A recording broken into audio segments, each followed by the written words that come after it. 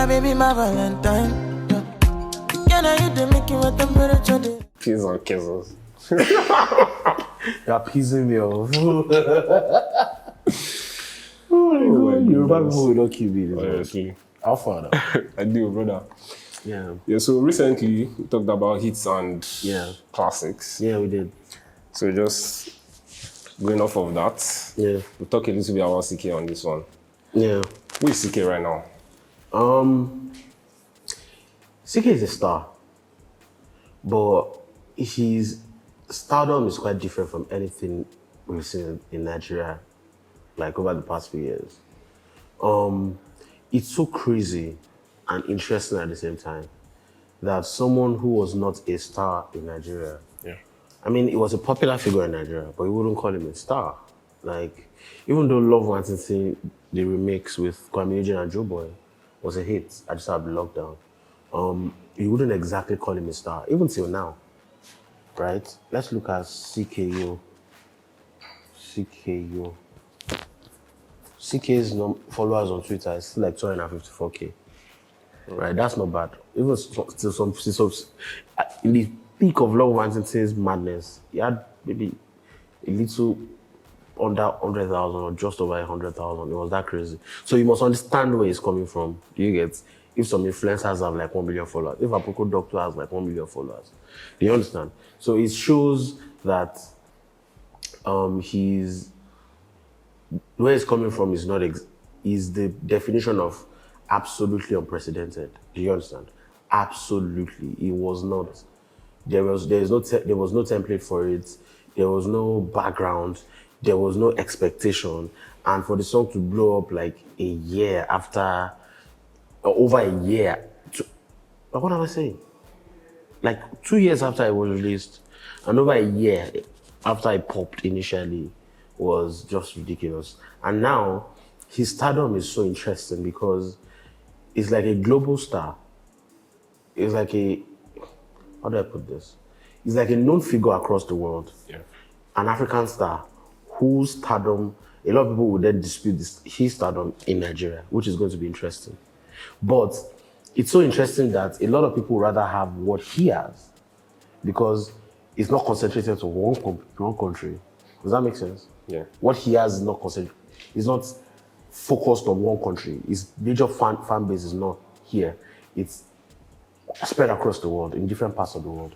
Ckay's YouTube I think Ckay has possibly he has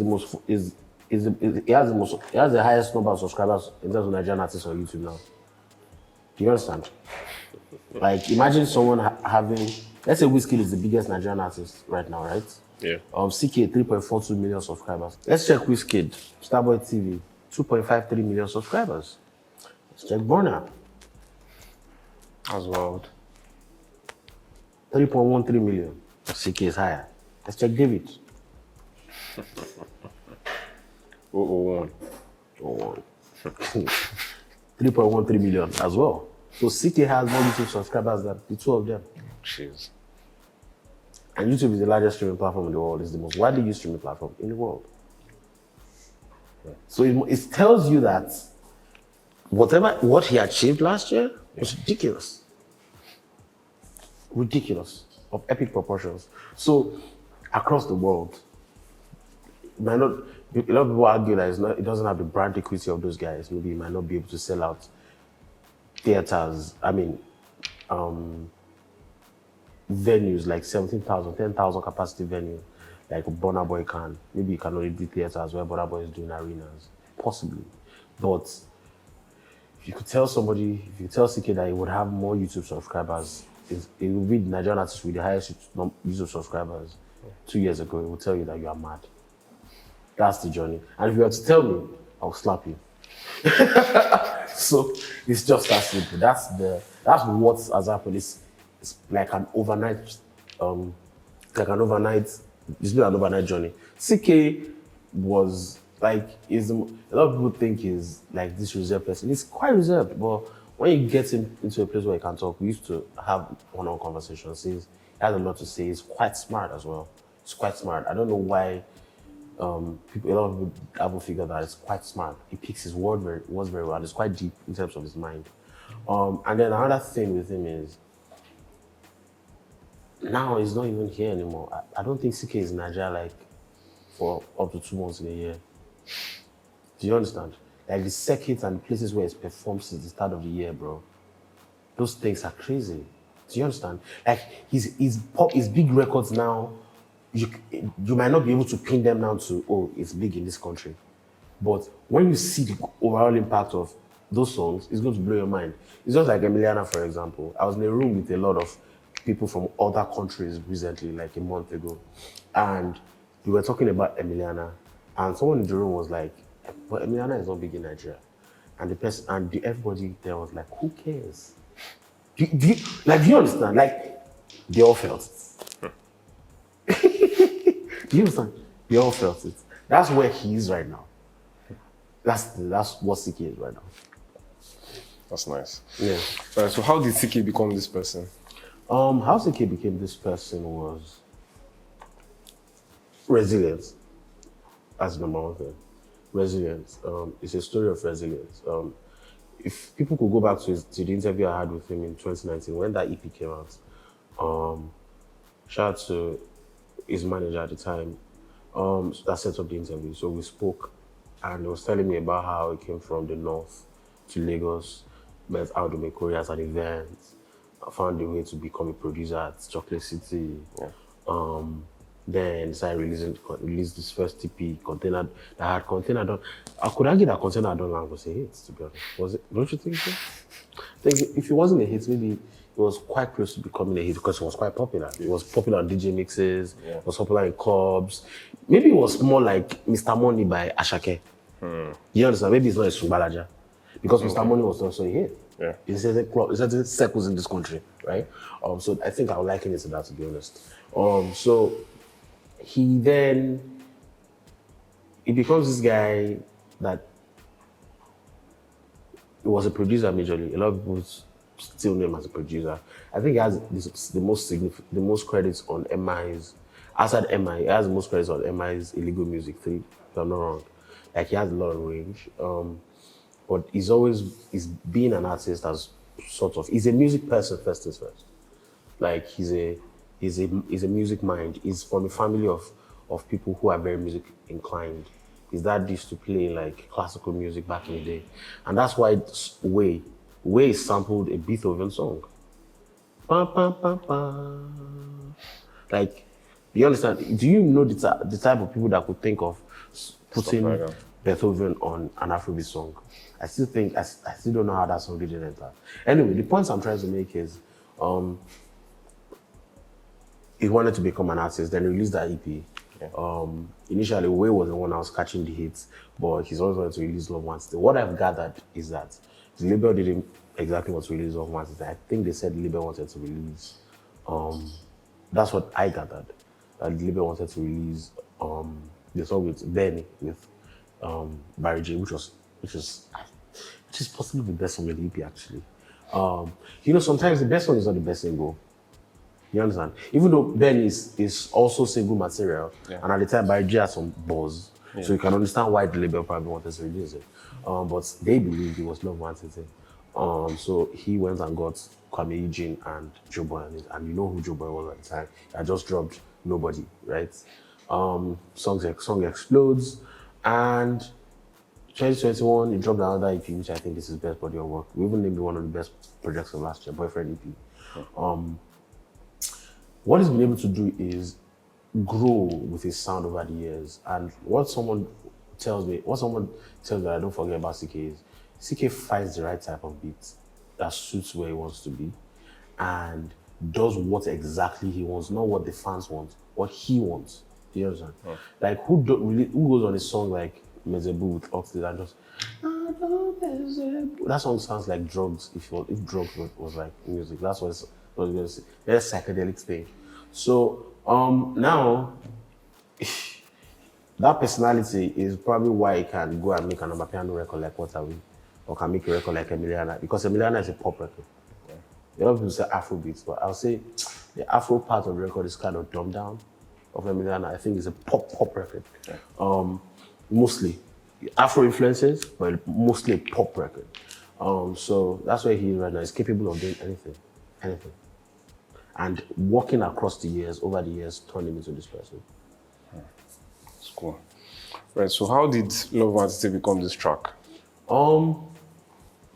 I just said the parts of the label, right? Yeah. And then all of a sudden last year, I mean, the buzz around the record never died. I remember that I did 2 reports at the time during the lockdown. You know, TikTok and Thriller was taking up during the lockdown. Yeah. Shout out to my people at TikTok at the time who gave like numbers of the top Nigerian songs on TikTok in H1 2020, and Love Nwantiti was there. Even till the end of the year, even though Breeze, David Bonner, you know, everybody came out of the blocks. Like Rema had a great year, even though Rema is not one of the big 3, he had a great year. Olamide released a big album, Wiz released a big album, Bonner released a big album, David released, numbers-wise, a big album. Tiwa released an album, Yemi Alade released an album. Like it was a year of albums. And Mayor was still the other artist that year. And Rema had like 3 or 4 hits that year. Like in the middle of that, the record was still going. Right? And then all of a sudden in TikTok, DJ Axel did a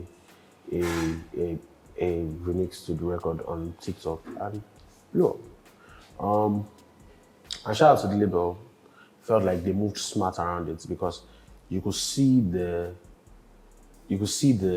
way the conversations around the record, and Ckay also by himself also came out. He doesn't tweet a lot. He knows this, right? Yeah. He tweeted more during that time. Namio, in case you forgot, Namio, you know. Then the record blew up in the UK, blew up. It blew up in certain parts of the world even before it took off in major countries, maybe like UK or the US. Do you understand? Yeah. It was charting maybe Portugal, Belgium, Netherlands, Estonia, Romania, like Spain, Italy, France. Do you understand? Like in all of these places. So, you know, when a song is taking off in all of these places, the major markets will be forced to take notice like, what's going on? What's going on here? And the good thing about the world where we live in is the post-internet world where the 2 biggest instruments of discovery for music right now are social media and playlists, right? And your TikTok or Instagram can take your music to the ends of the earth. Like algorithms-wise, those platforms are geared for discovery. Yeah. You understand? The Discover page on TikTok especially, you can find anything. And imagine if you find someone from the Philippines can find, or maybe Estonia can find this record, maybe a DJ in Estonia can find this record, and it's probably, maybe Shazam's it, and instead of the remix coming out, it's the original that's going to come out. I remember his manager just emailed me this link in 2020 about Love Nwantiti becoming the #1 song globally, or Shazam. I'm like, what? Like, I was shocked. This was a few months before. It was like a few weeks after the remix started popping off on TikTok, and it was a few months before it became the madness that it became. I was like, what? So I then went and did my homework, and I saw the different places where it was chatting and where the conversations were coming from. So the discovery of the social media across the world was how that song really popped off. And then the fact that he had done the marketing on the back end, because there's an original remix version of the song, there's the version with the remix, now there's the DJ Axel version, and then there's an acoustic version, right? Yeah. Record takes off. Now he has over 1 billion streams. All the versions of the song have over 1 billion streams, like there's over Jerusalem. Do you understand? Over 1 billion. So regardless of whatever anybody puts into it, they're making way much more, bro. Do you know the amount of money that the song must have made? Like, let's talk about like from direct revenue alone, streams, downloads. And now let's talk about the money that Ckay himself has made from performances. Bro, I saw Ckay perform, sit down in front of a crowd at Whiskey Studio to playing an acoustic guitar and performing Love Nwantiti. Everybody was going mad. Do you understand? Like, I think the song is... I've not had a conversation with him since then, to be honest, so I don't know what his mind is. But it's going to be interesting if I have a conversation with him. So shout out to him, to be honest. All right. This is pretty ambitious, but do you think Love Nwantiti is the biggest Afrobeat song of all time? It's a dicey conversation. But the biggest African song of all time, it's going to be difficult to have that conversation when it comes to numbers. But the way the world is, or the way African music has been, in an era where we got on the internet really late. Yeah. Even till now, internet penetration in Africa is still like 30% of the global standard. But artists of this era are beneficiaries of the internet, right? A record like Premier Gawu dropped in the late 90s, but like and it popped off in the early 2000s across the world. And even at the time, the record charted, if I'm not wrong, Sony Music has the rights to that song. I think Sony has the rights to Premier Gawu, if I'm not wrong. And you can't, at the time, it charted in countries. It charted in France, Belgium as well, at the time. So it's a record like Magic System. Feel the magic in the air. Ah, yeah, yeah, yeah. Like, I think, let me check the numbers on Jerusalem on YouTube. Jerusalem. Let's check it. 590 million views. Magic System. Magic in the air. Magic in the air, 306 million views. And this was released 8 years ago when the internet penetration in South Africa would have been much lower. Do you understand? Yeah. So it's very difficult to have some of these conversations. But again, what is quantifiable, the place of what is quantifiable is what is quantifiable. So if someone were to tell you that Love Nwantiti is the biggest African record of all time, you are not going to be able to argue because they're going to tell you that I have numbers to back it. Do you get? I have the numbers to back it. And the numbers prove that they do. That Love Nwantiti is the biggest record of all time. But the context of it is where conversations can be broken down. So if Ckay's label comes and says, we have the biggest African song of all time, there's no argument, man. There's no argument. But I can come and say, cultural impact-wise, and for the time where certain records were released, this is what the reality was, this is what the reality was. And that's what we're trying to say on that episode that we talked about it. That's cool. I think people should check that out, by the way. All right. But related snatches we make on Magic Systems, Premier Gawu, over it recently. Yeah. Why? That's what I'm saying. Like, when you check the fine print of some of these things, you're going to understand those things. But it's also not an argument because the numbers also prove that they do. But the thing is also, with time is also how a lot of people will be able to judge where this record is coming from. Because already, the record has proved that it has staying power 3 years ago, or at least 3 years ago, and it's still going strong. So, bro, like till now, Ckay, I think Ckay, earlier this month when I checked, Ckay was still the second most streamed Nigerian artist on YouTube, on Spotify. And the only reason why probably Burna jumped ahead of him is because Burna Boy just released an album. The last time I checked. So it's a very interesting conversation to have, basically. It really is. Right. How do you think all of this is going to affect or impact his new album? The good thing about it is that his confidence is going to be at an all-time high, one. The confidence of his label is going to be at an all-time high, two. Yeah.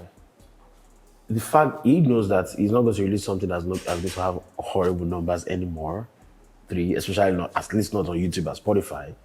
And number four, the confidence of his label to actually market the music on a particular level is going to be much improved. Sure. You understand? Yeah. Way more that, because right now, let's not lie to ourselves. Ckay is the flagship artist. It's the flagship artist for Warner Music Africa. He is. Let's not lie to ourselves. He is. Do we want to argue? We can't. He is. So the confidence that, and the reason why it became that is because it showed earning potential, it showed earning power, it showed ability to earn. Yeah. And when an artist shows earning potential, labels, there's a belief because it's a business, one. And number two, because labels a lot of the time to take hits. You understand? They take a lot of hits. They take a lot of losses that people don't know about. And that's why they go hard when they find that one person that can clear all those hits out and they can still profit off of it. So that's the number one thing. Number two, it's going to show that Ckay is going to experiment a lot on this album. And I'm excited to see where it goes for this album, Bad Romance. I can imagine that his album sort of had concepts. CK the first was this alien type of concept. Yeah. Boyfriend DP was based on the fact that he was Africa's boyfriend. A lot of love songs, felony. Now it's bad romance, or sad romance, sorry. Sad romance, my brother. You're going to see where that's going to go as well. But one thing I love about CK now is that he has evolved, you know? He's gone from Africa's boyfriend now. It seems he's going from Africa's boyfriend to Africa's demon. Do you understand? Did you listen to What Are We? Bro, What Are We is the... I feel like someone should pull down that song. Let's marinate the toxicity. So tell me what are we? I say we are what we are. Bro. If that's not a sad romance, I don't know what is. What are we? Bro, for response of all ages. We are what we are. What God says you are is what you are. So what are we? We are man and woman. So, like, you can see the confidence for him to tell stories like that. I mean, there was a record on CK the First that was about, I think the title of the record, if I'm not wrong, was DTR. Where he talked about like a one-night stand. He said the story was inspired by a one-night stand during the interview I had with him in 2019. He's always been in there, but now he's more confident, more willing to test out these metrics. And it also shows where the brand is going to. Like, shows that from Love Nwantiti, they're trying to make the brand evolve, not just someone that makes love songs all the time. So make the brand as dense as possible so he can attack a lot of topics. What it shows that he is interested in that. Because right now, what a lot of people the only reservation that a lot of people are going to have towards CK is that they don't know what it's about. It doesn't do as much interviews. Like someone that had possibly the biggest song of last year, right, across the world, if I'm not wrong. I think, okay, maybe it was definitely one of the biggest songs of last year in the world, across the world, in terms of the impact of the record. He didn't go on any major run. The only time I seen CK speak in recent times was on the Twitter space he had before he released What Are We. So it's a lot of people don't know what it's about. At least not people that are not in the media space generally, and people that are outside the country, they don't exactly know what he's about. But it's possibly telling his story through the music, like telling his life through the music, showing them that he has a personality, he has a life. You understand? Creating some color and luster around him.